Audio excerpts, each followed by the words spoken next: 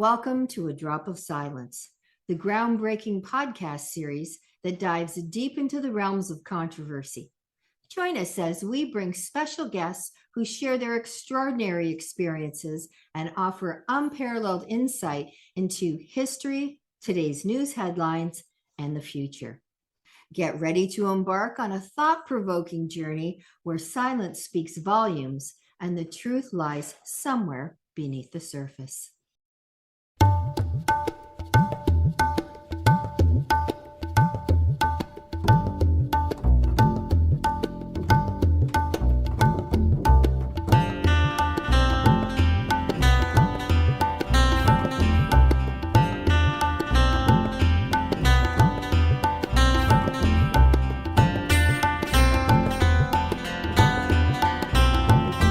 What time will it be when war is no more?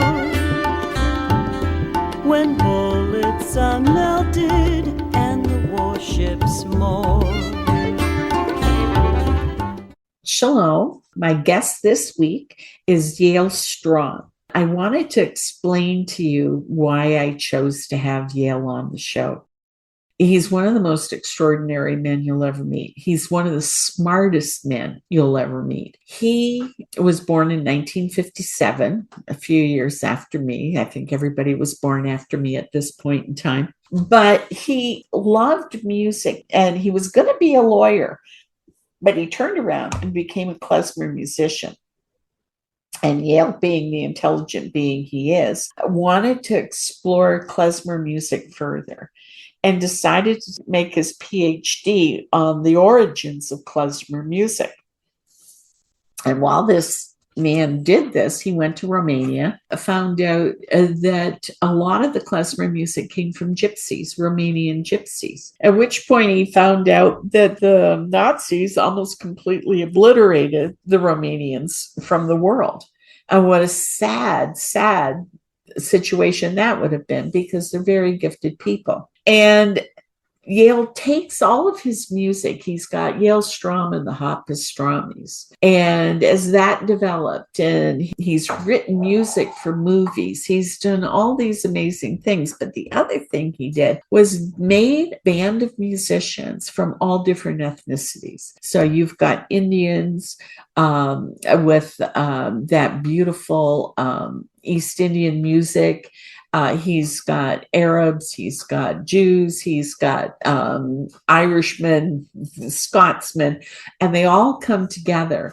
And the first song that they ever wrote and put together is What Time Will It Be When War Is No More? And when I was putting these podcasts together, I asked Yale, I said, can I use that as part of my theme song, as an intro, like the first 30 seconds or so? And he said, oh, yeah, sure.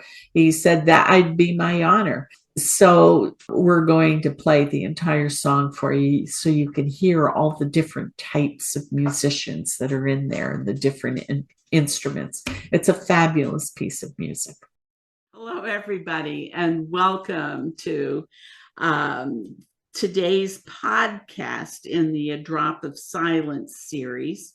And with me today is Yale Strom. Yale Strom and I have known each other for, almost over 20 years now.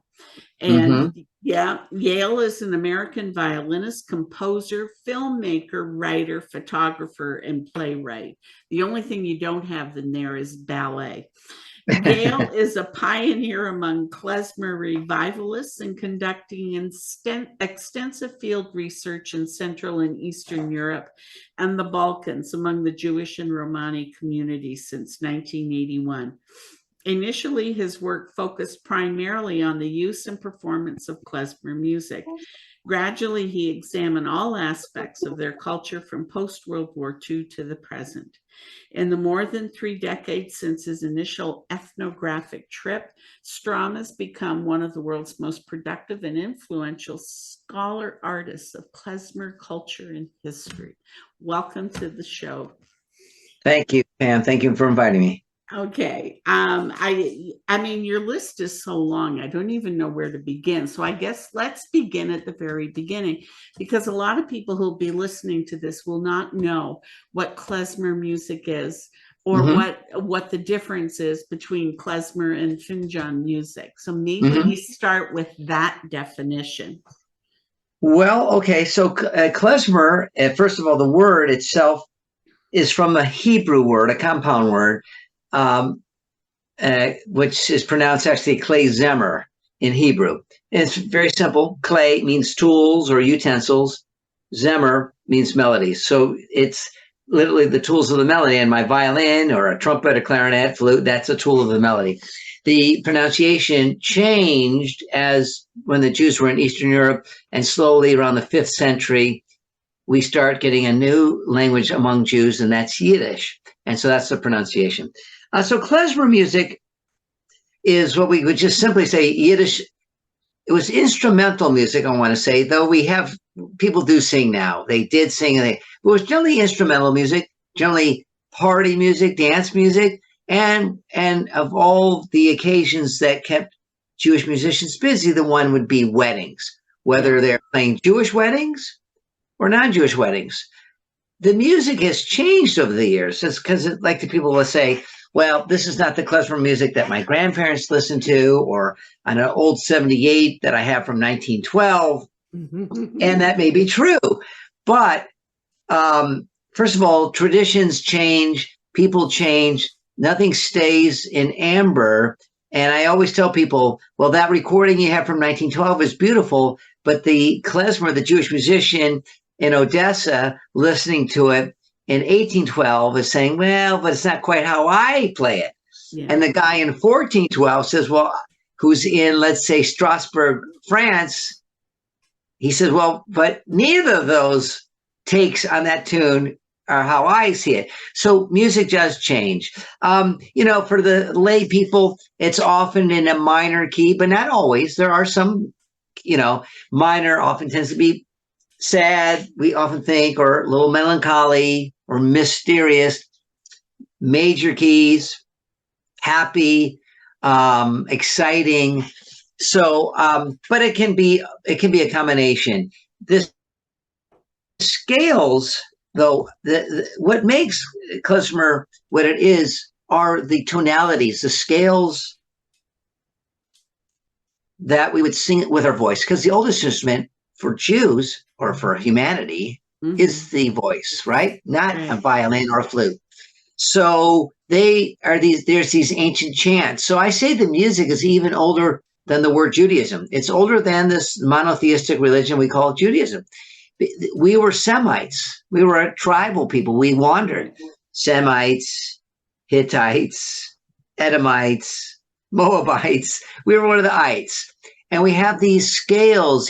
And so for the layperson, I would just say to them, Middle Eastern sounds, Middle and even some Central Asian. And that is the basis of klezmer music. Now, there are klezmer tunes that doesn't sound Arabic or Middle Eastern at all, because it's changed. Because as Jews traveled and came into when they were dispersed, right? The last dispersion coming in the year 70 AD, when the second temple was destroyed, etc.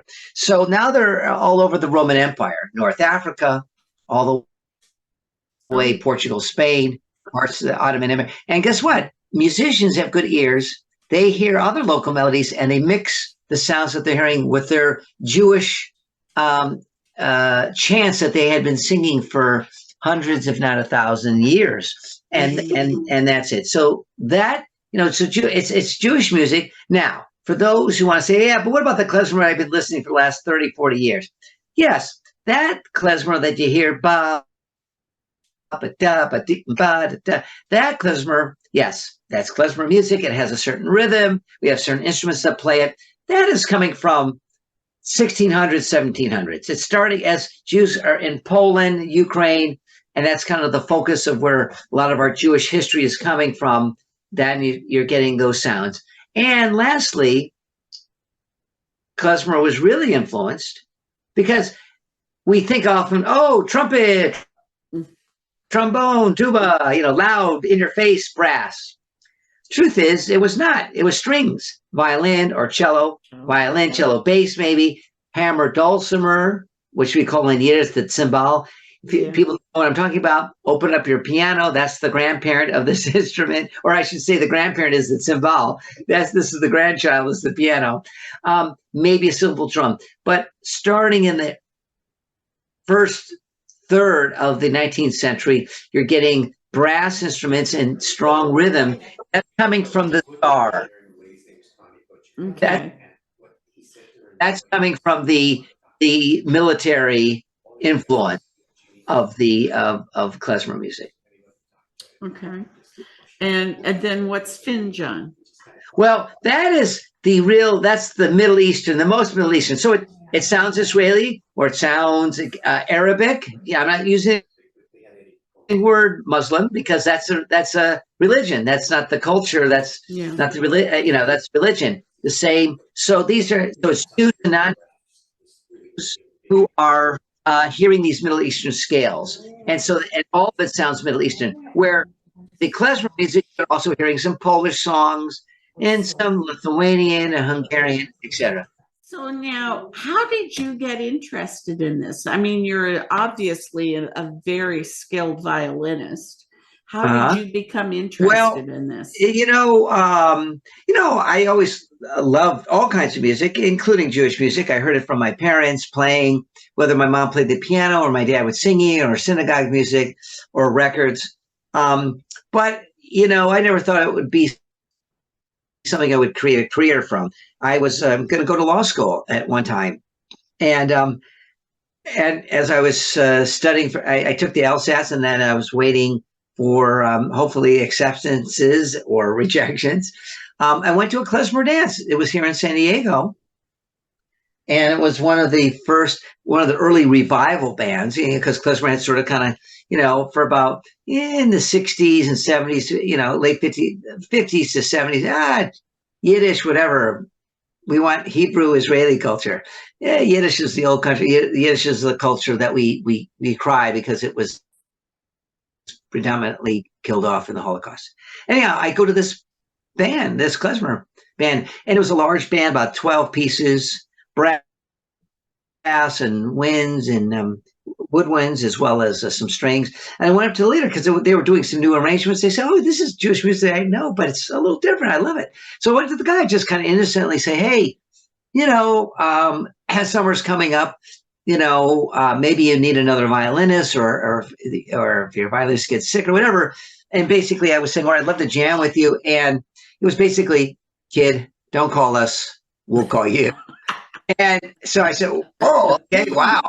So I come home and I'm, a little disappointed. But when I came home, this idea, I don't know why, but this idea just clicked in my head. I said, "You know what? What's that saying? If you can't beat them, join them." No, I said, "You can't beat them, form your own." Yeah. That was it. I said, "Okay, San Diego's big enough for 2 klezmer bands." And that was the impetus. But then I thought, okay, let's make it different. If you're opening up a pizza shop just down the street from another one that's already been open for 5 years, you got to make something a little different, or why is anyone going to come buy your pizza? Yeah. So I thought, well, how can I make it different? And I looked at the music he had been playing, and he had music transcribed, some of it from these 78 OPs, and some from some music books from the library. But I thought, I wonder if there's still klezmer music in the memories of those Jews who are still living in Eastern Europe, then the East Bloc. Yeah. And then one thing led to, and it was an excuse to go and travel. I thought I'd be away for a couple months, ended up being a little over a year. Wow. And of course, I ended up not going to law school. And so that became the basis of my interest in meeting people and using music as an entree into new cultures. So now, did you end up getting your PhD in that or something? I seem to recall I never did. I sometimes, I have a master's. I have my master's in Yiddish studies, the emphasis in the social history of the Jewish itinerant musician we're calling klezmer, from the 15th century through the 21st century. And then I've just continued to do research and writing. So I began my academic career teaching at NYU, and I taught there for several years. And then when the position of artist in residence was created for me at San Diego State, which of course Canadians don't think about as much, but we do, and included health insurance, because my private health insurance was killing me. It was just too expensive. But they said, no, we include it for you and your family. All right. Great. I'll return back to San Diego. I love New York, and I'd still be there if I had maybe waited it out another year or two. But and then since then, I've used my violin and my interest in East European Jewish music, klezmer, as an entree to these other art forms that I've been working in the last 30 years. Wow. Now, Yale Strom and the Hot Pastrami's, that was when I met you, and that was in the 90s. Right. I guess it's insane. And your wife sings with you. Yes, Elizabeth Schwartz. We've done a few things together. She's, of course, the vocalist in the band Hot Pastrami. She's also a writer. I'm just a quick plug. She just had her first book that's in English and Yiddish. Wow. It's, you right to left, left to right, called The Sweet Fragrance of Life. It's a book of short stories she calls feminist shtetl horror. But so we've written some scripts together. So we work together in many things, and of course in the music side as well, definitely. And so now it says you've written a play and you're a filmmaker. Mm-hmm. Whoa, when did you have time to do that? Well, I kind of go from project to project, and the funding and what's, So I recently just finished my 10th documentary film. Oh my God. And it's called, and many of them have been on dealing with Jewish subject matter, but this last one was dealing with a folk music aficionado, record collector, folk music festival producer named Lou Curtis. So it's called Recordally. That was his Recordally Yours, Lou Curtis. But I did films like The Last Klezmer, people know, shortlisted for an Oscar, by the way, about literally the last who grew up in the tradition in the 20s, 30s. There was no revival for him. This was part of his, like from Mother's Milk, as he said. I did a film called Karpati, 50 Miles, 50 Years, looking at Jewish life in the Carpathian Ukraine, etc. And that film also kind of brings in my interest about the Roma and how the Roma and Jews learn from each other, particularly when it came to klezmer music. So, it depends on the project and a play. Yes, right now, I'm working with my compadre, Todd Salovey. We're working on a musical about the life and times of Bella and Marc Chagall. Oh, wow. And that's going to be something. And so I've written all this original music and songs, and we're going to workshop it one more time this coming summer. It's in 2024 at the Old Globe in San Diego. And then who knows, maybe bring it to Canada, New York. We're going to try. We're very excited about it. And so it's something I've been working on for about 15 years now. But, it's pushing the boulder uphill, but I'm very proud of it. Okay, so Chagall is a far cry from klezmer music. How did you possibly get interested into that? Well, Marc Chagall and his paintings, right? Yeah, Shtetl, gorgeous. The Green Fiddler, his fiddlers. But I know his granddaughters. I know one very, very well. In fact, she's a friend of mine, and so I just started thinking more about it. I had written another play, I had workshop, but never was fully produced. I was thinking, what story would be interesting? And I saw this biography had been newly written on the life of Marc and Bella. And I read it. I said, wow, I think this could be a story, some part of it, obviously. And I've been doing it, and it's been a lot of work, but it's been fun writing original music. And that's the thing. People might say, oh, well, is it all klezmer, Yale? No, not at all. It's a musical. There's a little jazz. There's a little Sondheim feel. There's some Jewish klezmer kind of feel of like Fiddler on the Roof. It's its own animal. I didn't want to be derivative of any particular one style. Yeah, the Green Violinist is one of my favorite paintings. I love that. Yeah. Oh, yes. It's wonderful. He did several of that image. Yeah, he did right. Yeah. So getting back to this, it's nominated for an Oscar for 2024. It was I have to. It was shortlisted. So that means they had six films, and they had cut one and they cut mine, but it was short. Meaning it was shortlisted to be. Yeah, I know. Because I think of it, it could have been, but just to know that it was highly regarded. Good. I feel very proud. Amazing. Look at you. All I've done is write a memoir that's coming out in April. Well, don't just say that's wonderful. That's excellent. Yeah. So, well, thank you so much for coming on and talking about klezmer music, because you talk to younger people and they look at you with this blank stare in their eyes, the deer in the headlights look. Right. But it's great. And I'm so proud of you. I'm so glad you're my friend. Yes. Thank you, Pam. Okay, so when this play comes out about Chagall, will you come back on the podcast and talk about it? Absolutely, we'll want to yell it from the rooftops for sure. I do want to put one last plug in. My newest project, folks, is I also have a book I wrote called Shloimel Boimel, and it's a series. So this is the second. It's based on a character I created, but it's based on my research done among Jewish musicians in Romania, and it's called Shloimel Boimel and his Purim adventure. And you can find it on Etsy. It's a small publishing house out of Sweden. Etsy.com. But it's a story from kids to adults, because it's written in that Yiddish folktale style. But what's interesting, it's based upon true events. Wow. So now if somebody wanted to get your music or your books or Elizabeth's books, where would they go? Do you have a website? Yes, my website is yalestrom.com. That's the easiest, YALESTROM.com. And then they can find my email, and then they can email me and say, hey, I'd like to order this or that. Sure, that's the best way to do it. Thank you so much, Yale. It's been wonderful. Thanks, Pam. Okay. Yes, and you stay well. All the best to you. We'll be in touch. Bye. Bye-bye.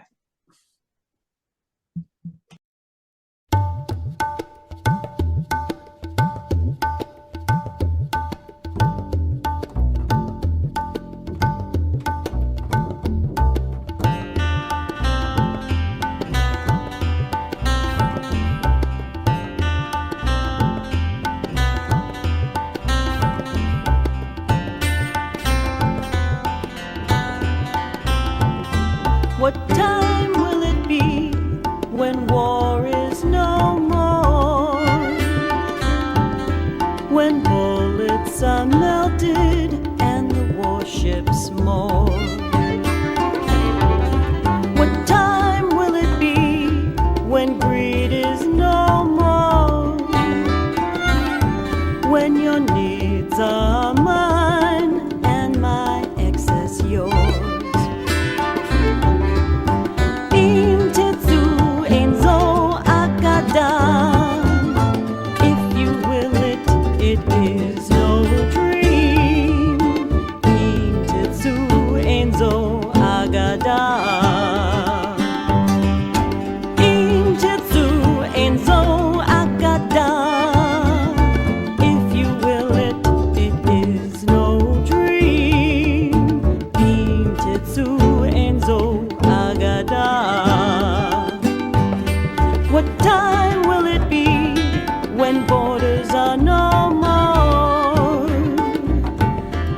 Sorrows are mine and my joy yours. What time will it be when I walk in your shoes? When we sleep under one roof and we share our food? Im titzu ein zo agada. If you will it, it is no dream. Im titzu ein zo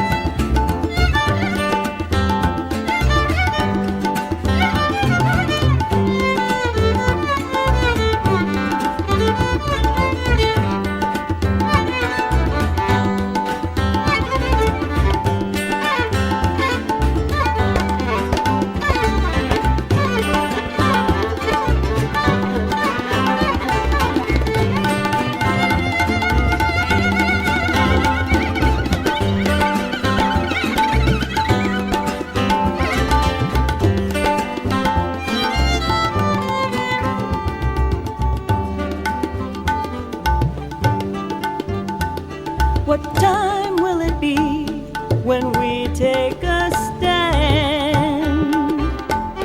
When rockets and checkpoints sink into the sand? What time will it be when fathers love their sons more than their deeds and more than their guns?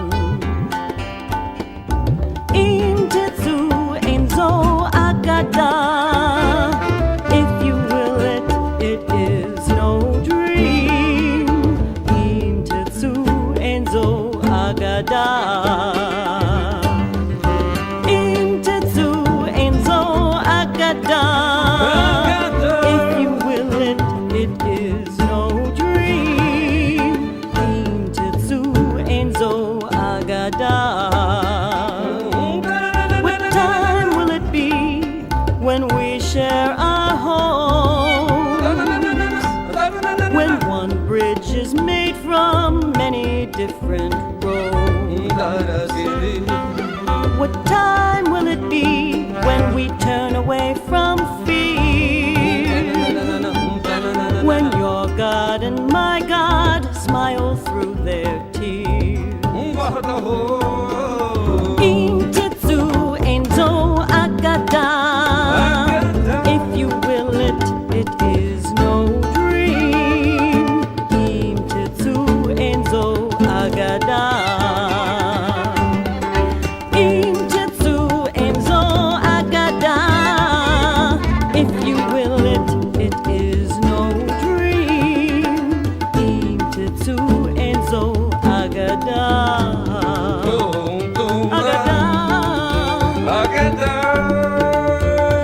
If you